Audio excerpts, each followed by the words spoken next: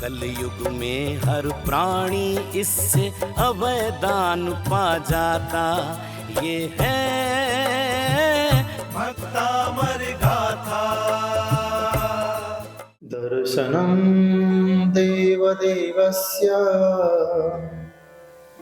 दर्शनं पापनाशनं दर्शनं स्वर्गसोपानं दर्शनं मोक्षसाधनम्। अनंत अनंत सिद्ध परमेष्ठी को प्रणाम करते हुए भक्तामय के प्रति आस्था रखने वाले आचार्य मानतुंग स्वामी आदिनाथ प्रभु की दिव्य शक्ति को नमन करते हुए गणाचार्य पुष्पदंत सागर जी को नमोस्तु करते हुए आज हम आपको ले चलते हैं जिनेंद्र भगवान की दर्शन यात्रा की ओर। याद रखना, जब बच्चा माँ का चेहरा देखता है तो वह बच्चा मातृभाषा सीख जाता है। जब बच्चा बड़ा होकर के स्कूल पढ़ने जाता है, स्कूल का चेहरा देखता है तो वह सामाजिक लौकिक पढ़ाई से जुड़ जाता है। और जब बच्चा बड़ा होकर समझदार हो जाता है, भगवंत के दर्शन करता है, उसके जीवन का आचरण भगवान के जैसा हो जाता है। हम जैसा देखते हैं वैसा ही अपने जीवन में आचरण को अंगीकार किया करते हैं। याद रखना, जैसा चित्र होता है वैसा ही चरित्र होता है।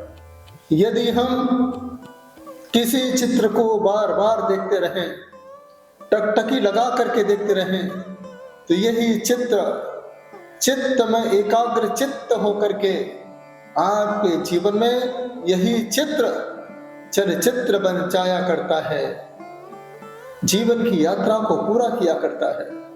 इसीलिए जैन धर्म में सबसे पहले कहा गया देव दर्शन। जिसने देव दर्शन करना सीखा है वही सच्चा जैन हुआ करता है। जिसने भगवान को नहीं देखा वो भक्त कभी जैन नहीं हो सकता है। जैन धर्म की सबसे पहली निशानी जिनेंद्र भगवान के दर्शन हुआ करते हैं। सारे काम छोड़ देना,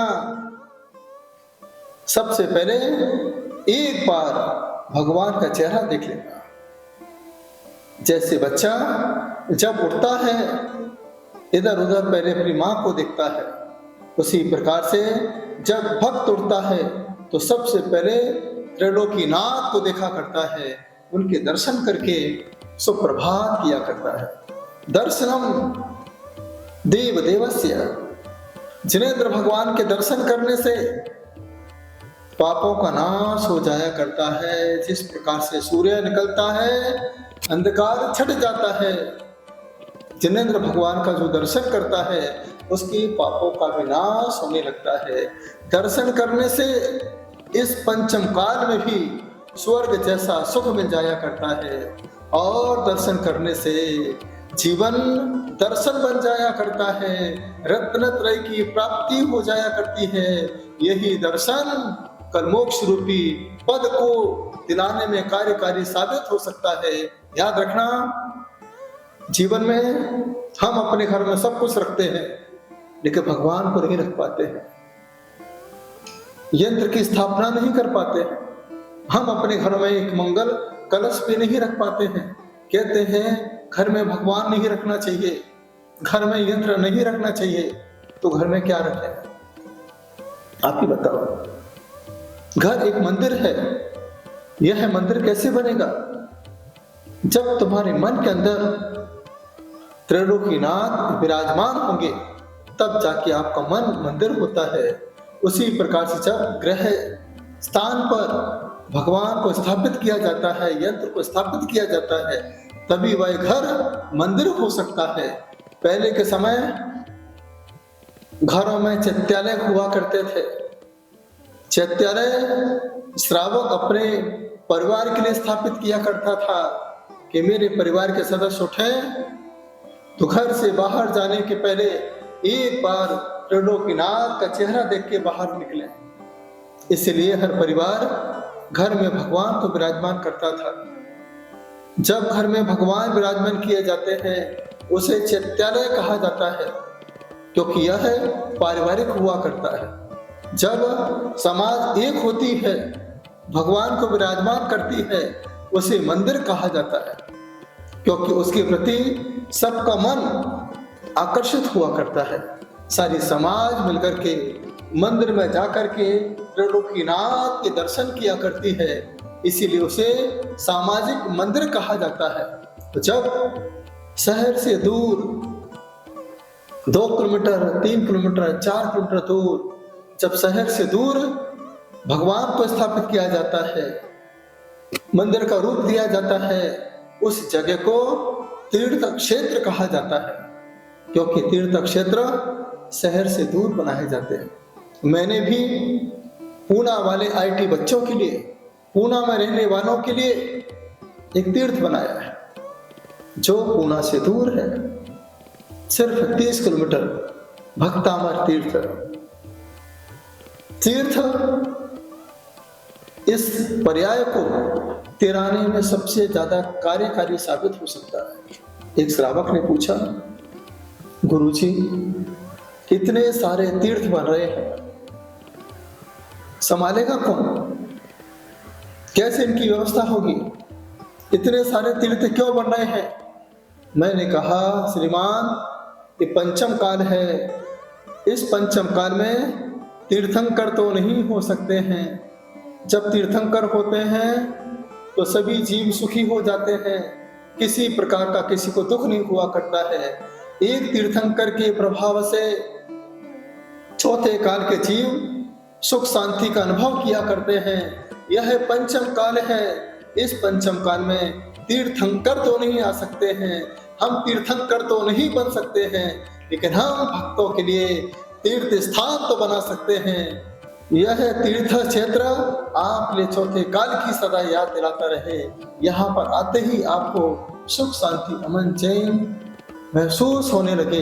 इस भावना के साथ संत आपके लिए तीर्थ बनाया करते हैं। जिस प्रकार से एक माता पिता अपने बच्चों के लिए घर बनाता है, व्यापार बनाता है, देखिए संत समाज के लिए तीर्थ की धरोहर देकर के जाता है। याद रखना, आप मंदिर भी जाते हो, चैत्यालय में पूजन भी करते हो, तीर्थ यात्रा भी करते हो, कई बार आपने समय शिखर की यात्रा की है ना? कई बार की होगी, अपने हिसाब से की होगी, जैसा बताया होगा वैसे की होगी, नहीं पता होगा तो भी आपने यात्रा की होगी।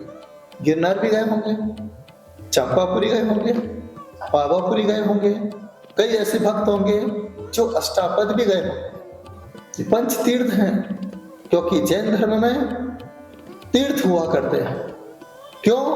क्योंकि जैन धर्म में ही तीर्थंकर हुआ करते हैं। भगवान हर धर्म में हुआ करते हैं, लेकिन तीर्थंकर एकमात्र जैन धर्म में ही हुआ करते हैं। इसलिए जैन धर्म के सभी श्रावक तीर्थ यात्रा किया करते हैं और हिंदू धर्म के लोग चारों धाम की यात्रा किया करते हैं। आप शिखर जी गए होंगे, आपने वंदना की होगी। मैं कहता हूं आपसे, वंदना के साथ परिक्रमा जरूर करना। बिना परिक्रमा के आपकी तीर्थ यात्रा कभी पूरी नहीं हो सकती है। भले ही आप पूरी परिक्रमा नहीं लगा सकते हो, तो हर टोक की आप 3-3 परिक्रमा लगाइए, क्योंकि ऐसा कहा जाता है बिना परिक्रमा के कोई पराक्रमी नहीं हो सकता है। कोई दिगंबर संत जब आपके चौके में पहुंचता है, उसके पहले आप 3 परिक्रमा लगाया करते हो। जब लड़की पत्नी बनकर के, बहू बन के जब किसी के घर जाती है, तो पहले 7 परिक्रमा लगाई जाती है। आज के बच्चे मोबाइल यूज करते हैं, उस मोबाइल में भी कोई पिक्चर देखना हो, फोटो देखना हो, वहां पर भी वह मोबाइल अंदर से परिक्रमा लगाता है, जिसे आप डाउनलोडिंग कहा करते हैं। और जब तक उसकी परिक्रमा पूरी नहीं होगी, आपको फोटो दिखाई नहीं देगी। इससे साबित होता है ये फोटो आपके आत्मा के अंदर भी है। जैसे ही आप 3 परिक्रमा को पूरा होता हुआ देखते हो, ऑटोमेटिक आपको पिक्चर फोटो दिखना प्रारंभ हो जाती है। इसी प्रकार से जो भक्त शिखर जी की परिक्रमा लगाता है, तीर्थ की परिक्रमा लगाता है, मंदिर की परिक्रमा लगाता है, तो ये मान के चलना जो आपके अंदर भगवान की पिक्चर छुपी हुई है, उस पिक्चर की परिक्रमा लगाते लगाते, उस फोटो की मूर्ति की परिक्रमा लगाते लगाते आपके अंदर बैठी हुई उस परमात्मा की मूर्ति के दर्शन अपने आप होना प्रारंभ हो जाते हैं। एक परिक्रमा का जीवन पर सबसे बड़ा प्रभाव पड़ा करता है। अब जहाँ परिक्रमा नहीं हो वहाँ क्या करें? वहाँ आवर्त कीजिए इस तरीके से, या इस तरीके से आप आवर्त कर सकते हैं। ये परिक्रमा है। उसके साथ जब तीर्थ यात्रा पर जाए, एक चीज आप जरूर लेके जाए। यही चीज आपके लिए कल्याणकारी साबित हो सकती है, आपकी आत्मा का कल्याण कर सकता है।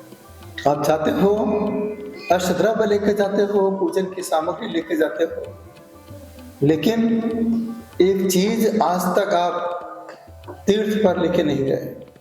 मैं आपसे कहना चाहता हूं, अगर आप तीर्थों की पूरी शक्ति अपने साथ लेकर के जाना चाहते हो, एक चीज आप जरूर लेके जाना। क्या है वो चीज? क्या लेके जाना? आप सोच में डूब गए होंगे, ऐसा क्या बता रहे हैं गुरु जी? जो तीर्थ पे लेके जाना, हाँ, एक चीज जरूर लेके जाना। जो अष्ट प्रात्याहार्य में एक प्रात्याहार्य है, जिसे कहते हैं छत्र। एक चांदी का छत्र तीर्थ यात्रा पर जाते समय जरूर लेके जाना। तीर्थों का छत्र मत चढ़ाना, कई बार चढ़ चुका है वो छत्र। एक छत्र जरूर लेके जाना। इससे क्या फायदा होगा? याद रखना, तीर्थ वंदना करने के बाद जब हम स्वर्णभद्र कूट पर पहुंचते हैं, पारसनाथ भगवान के दर्शन करते हैं, सांवरिया पारसनाथ शिखर पर भरे भरे विराजो जी। जब ऐसी भावना आपके मन में आती है कि बस आज मेरी यात्रा पूरी हो चुकी है, उसी समय छत्र लगाते समय एक ही भावना भाना, हे प्रभु, आज मैं आपके ऊपर छत्र इसलिए लगा रहा हूं क्योंकि मैं अपना जीवन आपकी छत्र छाया में जीना चाहता हूँ। इस भावना के साथ, हे प्रभु, मैं आपके ऊपर एक छत्र लगाना चाहता हूँ और मेरा इस धरती पर एक छत्र साम्राज्य आपके आशीर्वाद से ही हो सकता है। बाकी तो संसार में सभी स्वार्थी है। आज कौन तुम्हारा साथी है? माँ सोचती है बेटा मुझे अपनी छत्र छाया में रखेगा, अपने घर पर स्थान देगा, लेकिन पढ़ाई पूरा होने के बाद वह बच्चा आपको छोड़ के चला जाता है। आप सोचते होंगे पति हमारा सपोर्ट करेगा, तो पति सेकंड नंबर पर आपका सपोर्ट करेगा, पहले सपोर्ट व्यापार को करेगा। जहां से पैसा आता है उसे सबसे पहले सपोर्ट करेगा। आप सोचोगे रिश्तेदार आपको सपोर्ट करेंगे।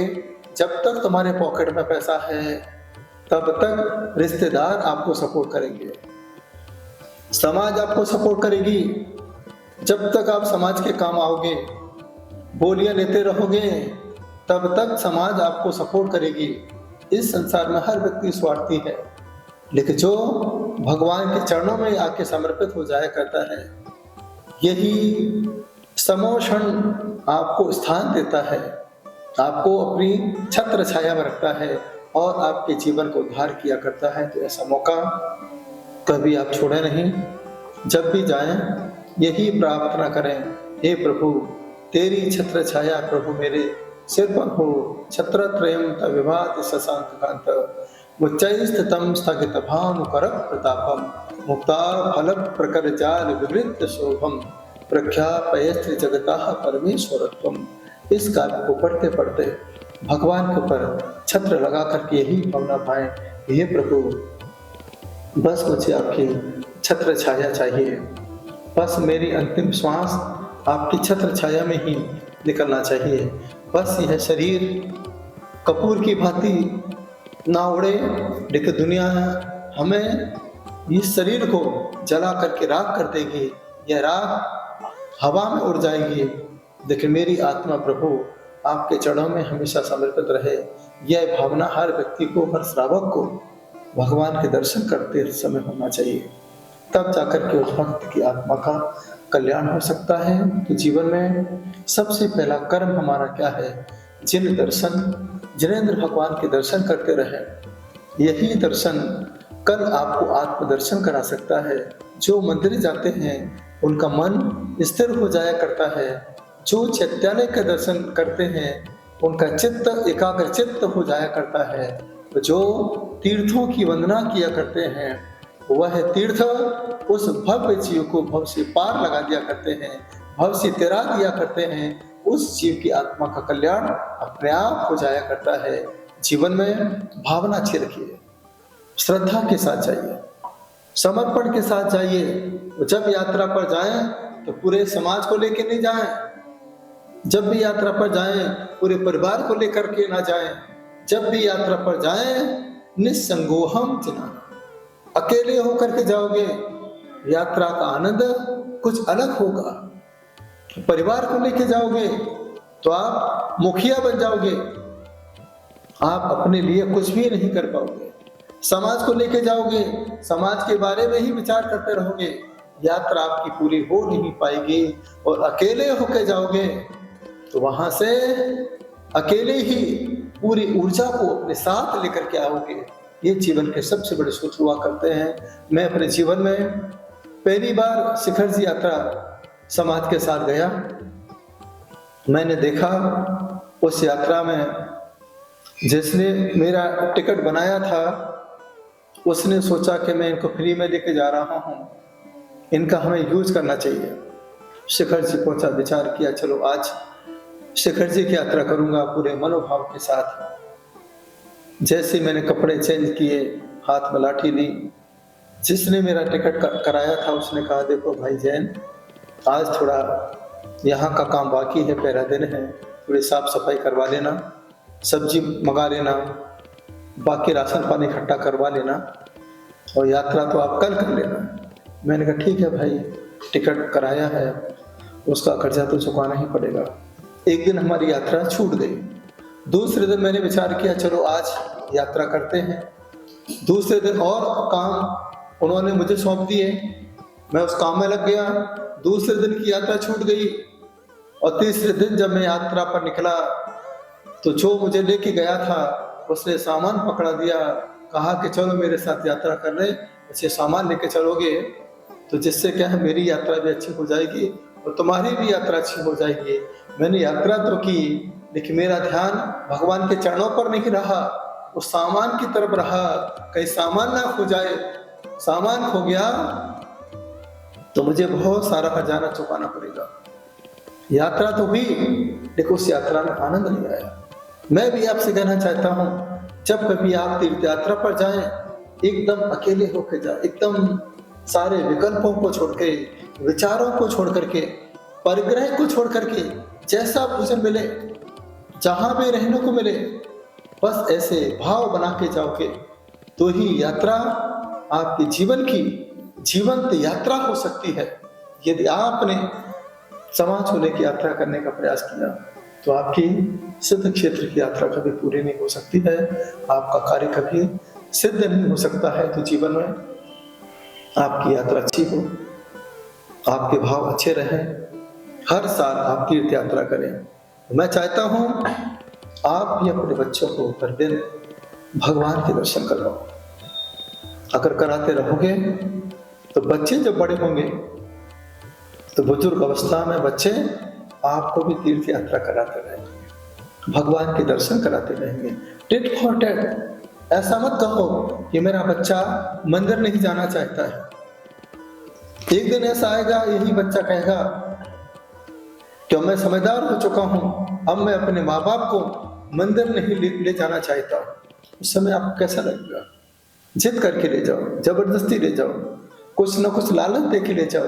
एक बार उसकी आदत पड़ जाए, एक बार जब आदत पड़ जाती है तो फिर वह कभी छूट नहीं सकती है।